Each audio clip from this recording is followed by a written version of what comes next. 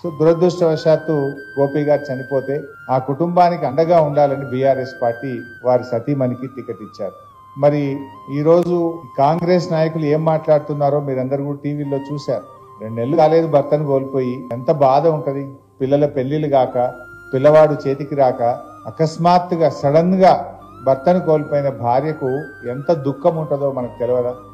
ఆ ప్లేస్ లో ఎవరమున్నా ఎంత బాధపడతాం. ఇదే పిల్లలు పెద్దగా అయినరు, పెళ్లిళ్ళు అయినాయి, జర మగపిల్లగాడు చేతికి వచ్చిందంటే వేరు. 2 ఆడపిల్లలు ఉంటే పెళ్లిళ్ళు కాకపోయాయి, మగపిల్లవాడు ఉంటే ఇంకా చేతికి రాకపోయాయి. ఆమె దుఃఖంలో ఏదో కన్నీళ్లు పెట్టుకుంటే కూడా ఆ దుఃఖాన్ని కూడా కాంగ్రెస్ నాయకులు రాజకీయం చేస్తా ఉన్నారు. ఇది మర్యాద నాశం.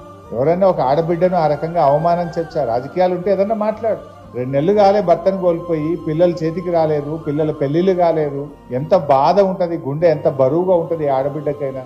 అది అనుభవించే వాళ్ళకే తెలుస్తుంది. కానీ నిన్న కొంతమంది కాంగ్రెస్ మంత్రులు తన దుఃఖాన్ని కూడా అవమానపరిచే విధంగా నానా మాటలు మాట్లాడుతూ ఉంటే ఎంత విజ్ఞత లేకుండా, విచక్షణ లేకుండా, ఎంత చిల్లర రాజకీయాలు చేస్తుండ్రో మనం కూడా అర్థం చేసుకోవచ్చు. బట్ ఏదైనా ప్రజలు విజ్ఞులు, ప్రజలు మంచి చెడు ఆలోచిస్తారు.